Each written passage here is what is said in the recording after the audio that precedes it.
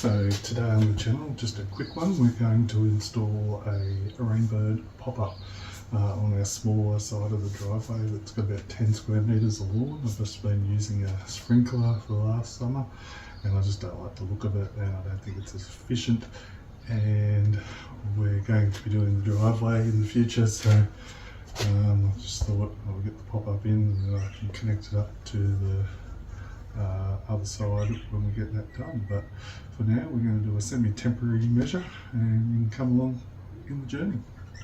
So this is what I've been up to. I've just dug a little trench. I had this spare R-van pop-up. It's a CMPS PRS 45. It basically means it's a 100mm pop-up with a check valve, so it shouldn't leak.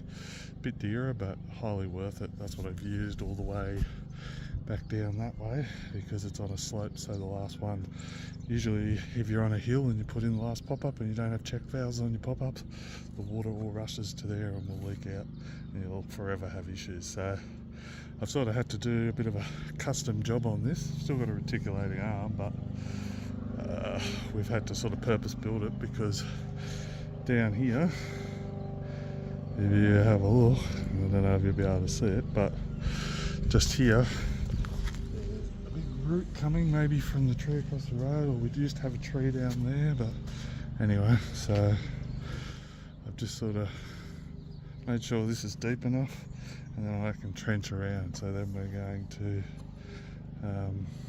just do a little trench. This is all just temporary. We're just going to go all the way down there with a little trench just to bury it so it doesn't get any sun on it. As you can see or cannot see, I've sort of just dug a temporary trench, not very deep, just along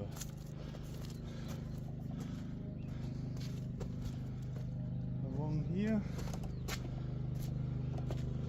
and just to about here. I may go a little there, but big mess in the corner there from all our, this is our little planting pile. We just give them back to the planters, but I need to come up with a better way of looking after this area. So yeah, it's just a temporary trench. Normally if you were going to trench in polypipe, you would be putting it down at least 200mm, if not 300.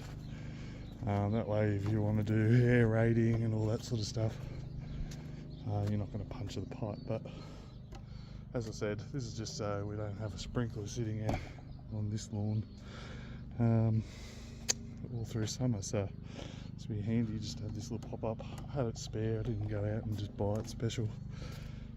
So yeah, let's continue on.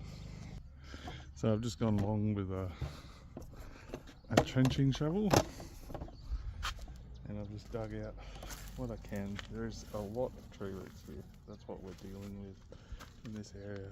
So when we do our driveway, we're going to concrete our driveway. We will try to get this big tree stump here and all these roots, we'll try to get that dug out and then we'll decide whether this is all going to be garden bed or we make it a path or just something that's better than what it is. But I've sort of gone through, I haven't dug down too far, maybe 75mm, maybe 100mm in places, but anyway, I'll just yeah, I'm not going to be too bothered about these. I'll just cover it over. As I said, it's semi-permanent, but we'll wait. Welcome back to the messy shed, but this is where I'm going to do my work. So basically what I'm doing in here is I've got the pop-up, I've got these little elbows, rigid arm, and then I've got to put this piece on it. But to make this all watertight, we have to put some tape, and a little extra step I like to do is put some joining paste over the tape, just an extra bit of security, even though these are pretty low pressure pop-ups, but I say if you can, you should. So all you need to do is, and then you want to go put your tape on the opposite way that you screw it in. So we want to go that way. Just got some plumber's tape here, and then you want to go around 10 times, 8 to 10 times. I'm no plumber, but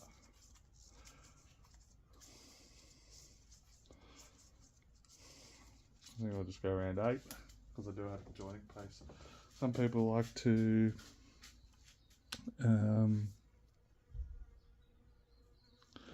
some people will run their finger around there to really bed them in. I don't know. I'm not really that fast. And you got some of this. Whoops, it's going to be annoying.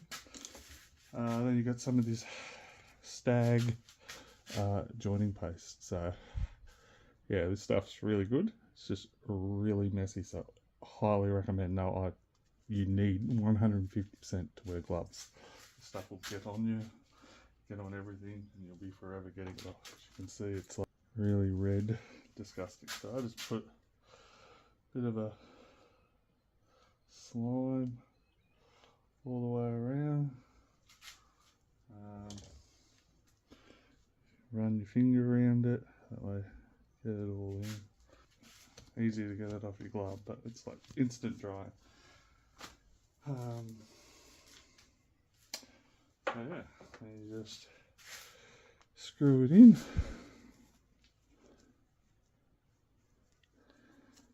And that's about it.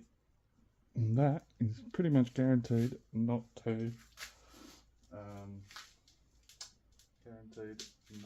leak. You can do that up pretty tight. It is. Now, just for your benefit, you don't have to tape these fittings. They just don't leak. There's probably a reason. I don't know the reason, but I've never taped them and I've never had to worry. But I am taping this one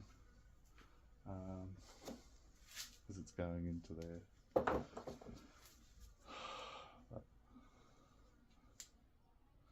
you just got to be ultra careful. One with this stuff because it stains everything, but two, you don't want to do them up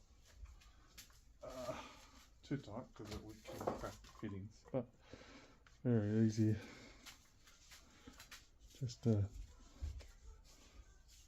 screw it in, and then we better go work out exactly where this bad boy's got to go into place.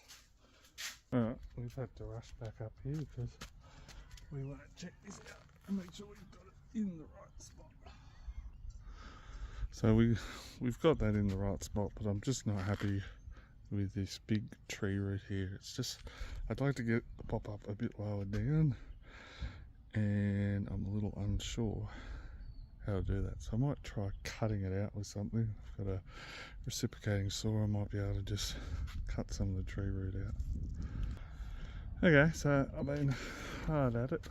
I've had to chop through that root just there, and then I was able to take a bit of the extension off, so I just had to chop more of that corner off. So anyway, so now we're just going to run our black hose, put it all together and bury it. There is a bit of a tree root just there. I don't know if I might have to chop that out, but we will see. So we've just got the first lot of poly pipe. So I'm using the blue and black. This is the metric, so it's 25mm, but that's the external, whereas the green rural one, if you use 25mm, that's the internal. Just means you obviously got a bigger opening, so if you had more pop-ups, you'd have less friction. But as I only have one pop-up, then this will be fine. You can use PVC, but with PVC, you've really got to be pretty straight with your trenches, and as I've had to go every which way along here, just try to get through here with all the tree roots, this will be good because it tends to bend. So yeah, probably the thing that I hate and the thing that I love is the fact that it bends and it's very hard to straighten sometimes, especially if you're doing this in winter. But quick and easy joins, no mess, and away you go. We'll have this in a jiffy. So these are the poly connectors. This is an elbow, super simple to use. All you need to do is just unscrew this a little bit just so it's loose. You actually push the poly pipe in as far as it'll go. I think this stuff's about 40 mil, and then you just do this up tight. I'll have a pair of pliers to do this up with. Just do it up tight and no burst connections. If you do need to undo it, you can just undo it and pull this out, and it's got a little rubber ring and the clamp, and away you go, and that'll just pull off super easy. But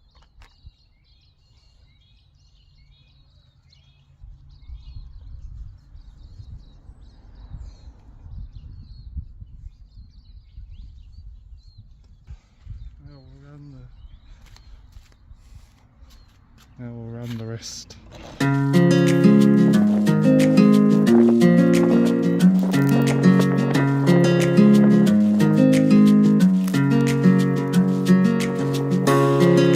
We finally got it all sorted out, pinned down.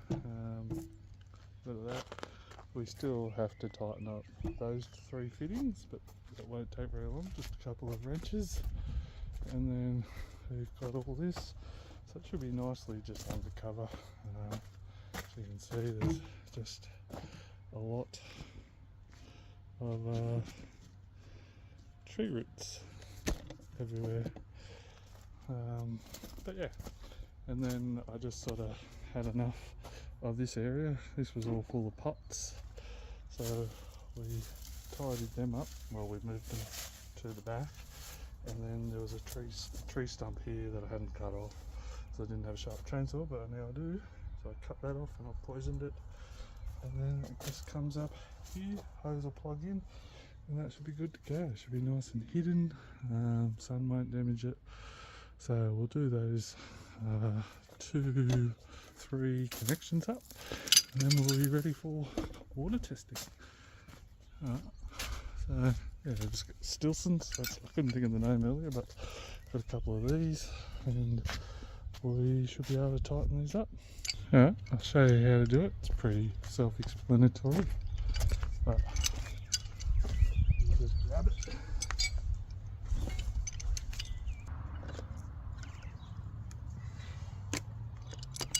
Don't have to be real tight. Here's special tools you can get for them. And some people just leave them hand tight. Now we just got this one to go. Give it a tighten.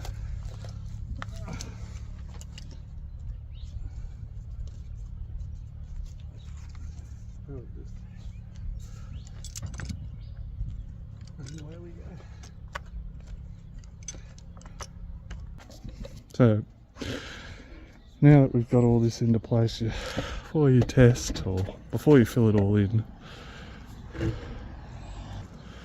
before you test, you just want to make sure you've got this low enough and you've got it straight enough, because you want that pop-up to come straight up. You don't want it leaning over so it's not getting its full radius. So I'm pretty sure I've done that, so I might just clean up all these tools and then we'll get a water test happening. So we're ready for the water test. This little orange cap down here, this is a flush valve, so you just pull the ring up and so it's loose, and then the idea of this is if there's any dirt in the system after you're finished, it will get flushed out before you put the little spray head on. So we will go and put the water on. Here we go. Pipes filling up. And away it goes. Getting all the air out of the system. So now that we've flushed that out, We'll just double check. We don't have any leaks, but we don't have many joins. And now we can turn the water off. So these are the little RVN nozzle heads. This is a 45 to 270, so you can adjust it, and it does 8 to 14 foot at the right amount of pressure. So we'll put this in. I like these RVNs mostly because you don't need a tool to adjust them and to flush them. It's all just in the head, so I find these are better than the Hunter MP rotors. Yeah, anyway, that's just my opinion. Alright, let's put it in, see how we go. So what I didn't show you with these is they have this white line on them, and that tells you where the water starts. So to adjust these, you just twist the nozzle. You're not going to harm it. It'll make a sort of like a gear sound, but that's okay. You just turn it to where you want the water to go. So in my case, I wanted it hitting that fence there, and then to adjust them, all you would do is you just push it in as it's on and turn it, and that opens out to exactly where you want it to go. And then you can, and then on the side here, this is how you get your 8 foot to your thing. There's a little, so you can just turn these, and you can turn them. It's a bit harder with rubber gloves, I've found. And then they've got a little filter on there that you can change if you've got bore water. But yeah, you just turn that around, you can hear that little clicking sound, and that just adjusts. And you turn it back the other way, and that just adjusts how far the spray will spray. So I'm going to turn this on, and then we'll adjust it from there. So you can see that it's starting there, so a little bit more that way.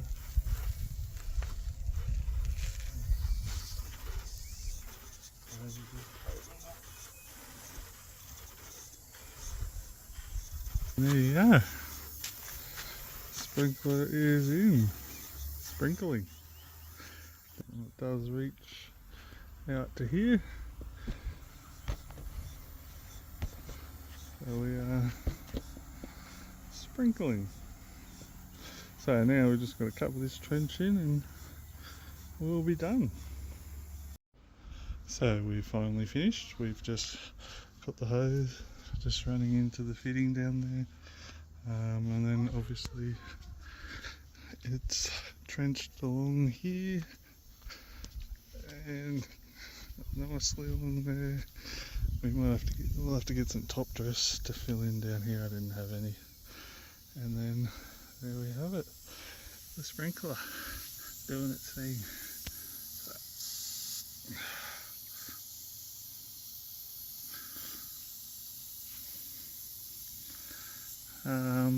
We may get a bigger one to be able to reach, but definitely doing its job. Happy, done.